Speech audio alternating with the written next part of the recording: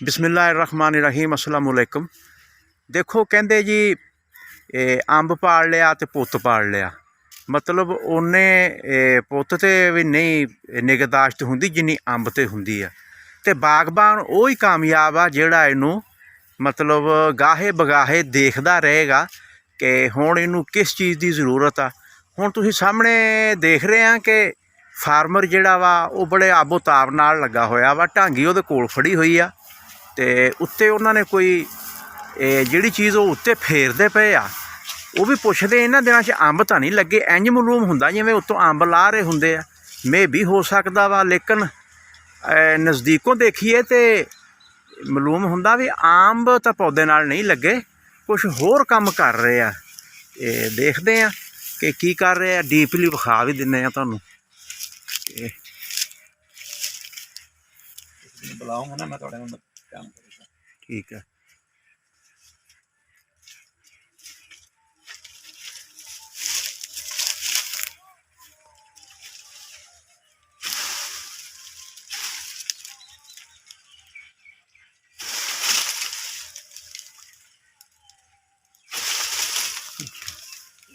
लो जी एक शाख थले ले आए आ। अस्सलाम वालेकुम जी। वालेकुम सलाम जी। उस्ताद जी की हाल आ? अल्लाह शुक्र ठीक ठाक। उस्ताद जी मैं देखा कि अंब तो नहीं इस सीजन च हो गए, तो तुसी आ आरी अगे लाई हुई आ ब्लेड, ते अज की तुसी कर रहे, की मसरूफियत आ तुहाडी? मसरूफियत मेरी हैगी है कि मैं स्कूल ड्यूटी के बाद स्कूल टाइम तो बाद मैं अपने खेत च आ जाना। इत्थे आके ना ते अजकल आ जेहड़ी अंबां दी बीमारी है ना, ये बड़ी जोर पकड़ी खड़ी है। इनू की बोलदे जी? इनू जी बटूर बोलदे आ, या इनू मूंहसड़ी कह लो। अच्छा। इनू बटूर मूंहसड़ी ये जेहड़ा वा ये पौधे दा कैंसर है। अच्छा। हाँ पौधे दा कैंसर, जिस तरह कैंसर जिन्नी अहमियत है मैं काफी जिन्नी अद्धा पौना घंटा हो गया इन्होंने तोड़ी जा रहे हैं। देखो ना तुहाडे कोल जिन्हों ने फल बनना जो फल बन गया। देखो ना फल, देखो नेड़े, देखो ना फल बन गया, डोडी बन गई है। ते देखो डोडी बन गई है। ते इधर भी आके देखो ना माशाल्लाह जेहड़ी डोडी बन है, डोडी बन के क्लियर हो गई। वो क्लियर हो गई। हाँ जी देखो देखो। अच्छा अच्छा। जेहड़ा आ सिलसिला ना इनू कोड़ दी बीमारी भी कहा जाता, कैंसर कह लो, मूंहसड़ी कह लो, ये पौधे वास्ते इंतहाई खतरनाक है। अच्छा। आज इधर थोड़ा जा करना तो कैमरा आड़े वड्डे पौधे है ना, ये पिछले साल सारे कैंसर का शिकार हो गए सी, सारे बटूर बन गए दोवें पौधे मेरे वड्डे। अच्छा। लेकिन लोग ये कहते थे कि जी ये अंब खत्म हो गया, बेकार हो गए। लेकिन मेरा 40 साल का तजर्बा सी, मैं इनू इस तकनीक दे नाल इनू अच्छे मौसम दे विच इनू सारे नू उपरों नू कट दिता। ये तो ट्राली बल यानी कि छापे नहीं लथी, सारे कोना कर दिता। ये हुण फोड़ कीती आ, ये फोड़ जी सारी बिल्कुल साफ सुथरी आ। ये ऐकी तां नहीं, सौण भादों च फोड़ करन तो बाद जदों अगों फग्गण चेत आएगा ना, ते इंशाअल्लाह ये इन्हां अंबां तरह इन्हां नूं ना लाठूआं वर्गे ते वड्डे वड्डे अंब जिहड़े ना ओह लमकदे होणगे। ठीक हो ये गया। सिंधड़ी दा पौधा वा, इनू अद्धा अद्धा किलो 3-3 पा चंद पौधे जिहड़े हुंदे आ अपने अंब ओह किलो किलो तक भी पहुंच जांदे आ। अच्छा अच्छा। हाँ जी ये जेहड़ी ने ये अगर ना तोड़िए तो ये ऐके देखो ना तुहानूं इहदा तजर्बा हैगा कि ए देखो ऐके ये इत्थों इन्ने शाख नूं खराब कीता। अगर ये ना तोड़ांगे ते अगले साल इस जोड़ चों भी इदां दा बटूर निकलेगा। अच्छा। फिर ना तोड़ांगे तो फिर इस शाख चों इदां दा बटूर निकलेगा। अच्छा जी। ये पछाण हो जांदा बैग।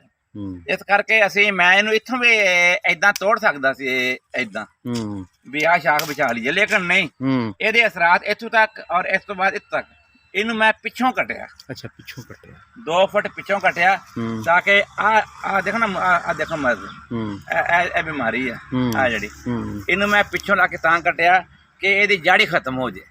जेहड़ी हुण इस शाख तो पिछे शाख फुटेगी ना वो 100% साफ सुथरी ते क्लीयर होएगी, उन्हें बूर लगेगा, बटूर नहीं बनेगा। ए कोड़ जेहड़ा खत्म हो गया, एदा ऑपरेशन एदा किस्म दा ऑपरेशन हो गया, ऑपरेशन सर्जरी। हां जी ये गंद ला के सड़ दिता ते जेहड़े हुण आ देख ना मैं सफाई कीती है ते साफ सुथरे अंब ने हुण इंशाअल्लाह 8-7 ਦਿਨਾਂ ਦੇ ਵਿੱਚ ਹਰੀ ਮਿਰਚ ਜਿਹੜੇ ਤੇ 15-20 ਦਿਨਾਂ ਬਾਅਦ ਇਹ ਹੋ ਜਾਣੇ ਆ ਜਿਵੇਂ ਦੇਸੀ ਕਪਾਹ ਦਾ ਹੁੰਦਾ ਟਿੰਡਾ ਖਿੜਿਆ ਹੋਇਆ ਫੁੱਲ ਜਾ ਕਾਹਨੂੰ ਲਮਕਦਾ ਹਾਂ ਉਹ ਡੜੇ ਤੇ ਅੱਜ ਤੋਂ ਮਹੀਨੇ ਬਾਅਦ ਇਹ ਅੰਬੀ ਜੇਬ 'ਚ ਪਾਣ ਜੋਗੀ ਹੋ ਜਾਣੀ ਆ ਤੇ 1.5 ਮਹੀਨੇ ਬਾਅਦ ਇਹਨਾਂ ਨੇ ਪਾਈਏ ਦੇ ਹੋ ਜਾਣਾ ਤੇ 2-2.5 ਮਹੀਨੇ ਦੇ ਬਾਅਦ ਇਹ ਅੱਧਾ ਕਿਲੋ ਦੇ ਫਿਰ ਤਾਂ ਜਿਵੇਂ ਦਿਨ ਗੁਜ਼ਰਨਗੇ ਹਰ ਦਿਨ ਦੇ ਵਿੱਚ ਇਹ ਬਹੁਤ ਤੇਜ਼ੀ ਨਾਲ ਯਾਨੀ ਕਿ ਇਸ ਬੂਰ ਤੋਂ ਅੰਬ ਬਹੁਤ ਤੇਜ਼ੀ 2-2.5 ਮਹੀਨੇ ਦੇ ਪੀਰੀਅਡ ਦੇ ਵਿੱਚ ਕਿਲੋ ਦਾ ਅੰਬ ਵੀ ਬਣ ਜਾਂਦਾ ਤੇ ਉਸ ਵਕਤ ਤੁਸੀਂ ਅਗਰ ਦੇਖੋ ਆ ਕੇ ਤੇ ਫਿਰ ਤੁਹਾਡਾ ਜਿਹੜਾ ਵਿਜ਼ਿਟ ਕਰਨ ਦਾ ਕੁਝ ਸਵਾਦ ਹੀ ਵੱਖਰਾ ਹੋਏਗਾ ਤੇ ਹਰ ਕਿਸਮ ਦਾ ਅੰਬ ਤੁਹਾਨੂੰ ਦਿਖਾਵਾਂਗੇ ਇੱਥੇ ਅਗੇਤੀ ਕਿਸਮ ਲੰਗੜਾ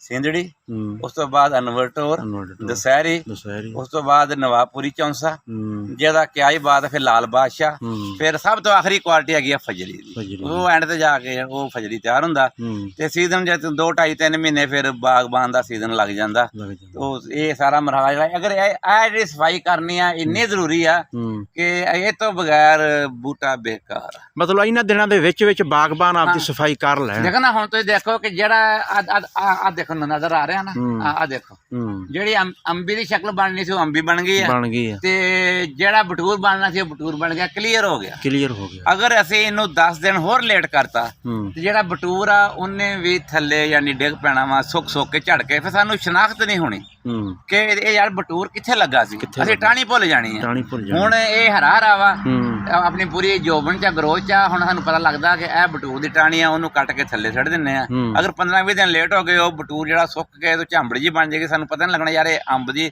ਇੱਥੇ ਫਲ ਦੀ ਸ਼ਾਖ ਨਿਕਲੀ ਆ ਕਿ ਬਟੂਰ ਆ ਫਿਰ ਆਪਣੀ ਸ਼ਕਲ ਆਪਣੀ ਅਗਵਾ ਦਿੰਦਾ ਸ਼ਕਲ ਫਿਰ ਇਹਦੀ ਪਹਿਚਾਣ ਨਹੀਂ ਹੁੰਦੀ ਇਸ ਕਰਕੇ ਇਹਦਾ ਤਦਾਰਕ ਅੱਜ ਤੋਂ 8-7 ਦਿਨ ਦੇ ਵਿੱਚ ਹਫ਼ਤੇ ਦੇ ਵਿੱਚ ਕਰ ਦੇਣਾ ਚਾਹੀਦਾ ਹੈਗਾ ਉਸ ਤੋਂ ਬਾਅਦ ਫਿਰ ਇਹਦਾ ਕਰਨ ਦਾ ਕੋਈ ਫਾਇਦਾ ਨਹੀਂ ਫਿਰ ਇਹ ਬਟੂਰ ਨਹੀਂ ਲੱਭਦਾ ਇਹ ਖੁਸ਼ਕ ਹੋ ਕੇ ਵਿੱਚੋਂ ਕਿਰ ਜਾਂਦਾ ਕੁਝ ਹਨੇਰੀਆਂ ਬੁੱਲੇ ਵੀ ਚੱਲਦੇ ਹਿਲਾ ਕੇ ਇਹਨੂੰ ਟਾਹਣੀਆਂ ਛੰਡ ਕੇ ਥੱਲੇ ਕਿਰ ਜਾਂਦਾ ਫਿਰ ਅਸੀਂ ਨਾ ਉਹ ਕਿਸੇ ਦੇ ਕਹਿੰਦੇ ਅਗਲੇ ਸਾਲ ਦਾ ਇੰਤਜ਼ਾਰ ਕਰਦੇ ਜੀ ਅਗਲੇ ਸਾਲ ਨਿਕਲੇਗਾ ਫਿਰ ਤੋੜਾਂਗੇ ਤੇ ਕੰਮ ਉਹ ਹੀ ਆ ਕਿ ਆਪਣਾ ਜਿਹੜਾ time do not put off ਤੇ tomorrow but you can do today ਮਾਸ਼ਾਅੱਲਾ ਵੀ ਅਗਰ ਤੁਸੀਂ ਅੱਜ ਦਾ ਕੰਮ ਅੱਜ ਹੀ ਕਰੋਗੇ ਨਾ ਤੇ ਫਿਰ ਹੀ ਸਹੀ ਪੈਦਾਵਾਰ ਲੈ ਸਕਦੇ ਆ ਅਗਰ ਜੇ ਤੁਸੀਂ ਕਹੋਗੇ ਜੀ ਠੀਕ ਆ ਜੀ ਅੱਜ ਕਰਨਾ ਅੱਜ ਕੱਲ ਕਰਦੇ ਆ ਜਾਂ ਪਰਸੋਂ ਵੇਖੀ ਡਿੱਠੀ ਜਾਸੀ ਇਹ ਉਹ ਕੰਮ ਨਹੀਂ ਬੱਚਾ ਪਾਲਣਾ ਸੌਖਾ ਅੰਬ ਪਾਲਣਾ ਔਖਾ ਲਓ ਜੀ ਨਾਜ਼ਰੀਨ ਹੁਣ ਪੈਗਾਮ ਇਹ ਆ ਬਾਗਬਾਨਾਂ ਨੂੰ ਕਿ ਆ ਜਿਹੜਾ ਬਟੂਰ ਆ ਨਾ ਇਹਨੂੰ ਜਲਦੀ ਤੋਂ ਜਲਦੀ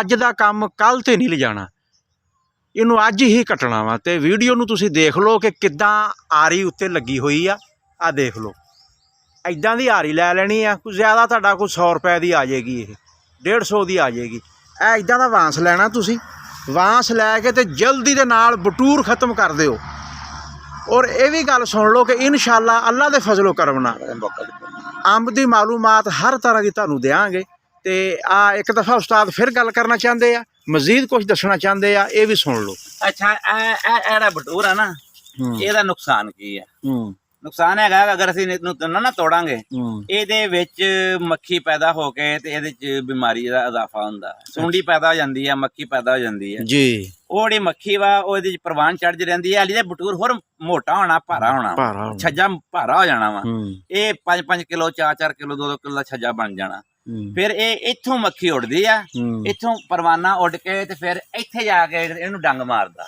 ਅੱਛਾ ਹਾਂਜੀ ਇਹ ਇੱਥੋਂ ਪਰਵਾਨਾ ਉੱਡੇਗਾ ਇੱਥੋਂ ਗੰਦ ਹੀ ਹੁੰਦਾ ਹੈ ਗੰਦ ਹਾਂਜੀ ਮੱਛਰ ਭੁੰਡੀਆਂ ਸਵੈਦ ਮੱਖੀ ਇੱਥੋਂ ਉੱਡ ਕੇ ਪਰਵਾਨੇ ਨੂੰ ਇੱਥੋਂ ਉੱਡ ਕੇ ਇੱਥੇ ਬਹਿਣਾ ਬਹੁਤ ਸੌਖਾ ਦੇਖੋ ਨਾ ਐਨ ਬਟੂਰ ਆ ਇੱਥੋਂ ਉੱਡੇਗਾ ਤੇ ਇੱਥੇ ਬਹਿ ਜਾਏਗਾ ਇੱਥੋਂ ਉੱਡੇਗਾ ਤੇ ਇੱਥੇ ਬਹਿ ਜਾਏਗਾ ਇਹ ਫਿਰ ਅੰਬ ਹੀ ਪਾਈਏ ਅੱਧਾ ਕਿਲੋ ਦਾ ਅੰਬ ਹੋ ਜਾਣਾ ਜਦੋਂ ਇਹ ਇੱਥੋਂ ਉੱਡ ਕੇ ਇੱਥੇ ਆ ਕੇ ਇਹਨੂੰ ਡੰਗ ਮਾਰੇਗਾ ਤੇ ਅੰਬ ਜ਼ਖਮੀ ਹੋ ਜਾਏਗਾ ਤੇ ਅੰਬ ਬੇਕਾਰ ਹੋ ਜਾਏਗਾ ਸੁੰਡੀ ਪੈ ਜਾਏਗੀ ਵਿੱਚ ਕੀੜਾ ਪੈ ਜਾਏਗਾ ਇਹ ਉਹਦੀ ਬਿਮਾਰੀ ਦਾ ਘਰ ਆ ਵਾ ਅੱਛਾ ਅੰਬ ਦੀ ਬਿਮਾਰੀ ਦਾ ਘਰ ਆ ਵਾ ਅਗਰ ਇਹਨੂੰ ਖਤਮ ਕਰਕੇ ਅਸਲ 'ਚ ਇਹਨੂੰ ਸਾਰੇ ਨੂੰ ਇਕੱਠਾ ਕਰਕੇ ਢੇਰ ਲਾ ਕੇ ਇਹਨੂੰ ਅੱਗ ਲਾ ਦੇਣੀ ਚਾਹੀਦੀ ਜਦੋਂ ਸੁੱਕ ਜਾਵੇ ਤਾਂ ਕਿ ਇਹ 'ਚ ਪਰਵਾਨਾ ਕੀੜਾ ਮਕੌੜਾ ਪਤੰਗਾ ਸਵੈਦ ਮੱਖੀ ਕਾਲਾ ਤੇਲਾ ਸਵੈਦ ਤੇਲਾ ਹਰ ਕਿਸਮ ਦੀ ਬਿਮਾਰੀ ਅੱਗ ਨੂੰ ਸਾੜ ਦੇਵੇ ਤਾਂ ਕਿ ਇਹਦਾ ਵੀ ਮੁੱਕ ਜੇ ਹਾਂਜੀ ਨਾ ਰਹੇਗਾ ਬਾਂਸ ਨਾ ਬਜੇਗੀ ਬਾਂਸ ਠੀਕ ਆ ਲਓ ਜੀ ਇਹਦੇ ਨਾਲ ਹੀ ਅਸੀਂ ਇਜਾਜ਼ਤ ਚਾਹੁੰਦੇ ਹਾਂ ਜੀ ਅੱਲਾ ਹਾਫਿਜ਼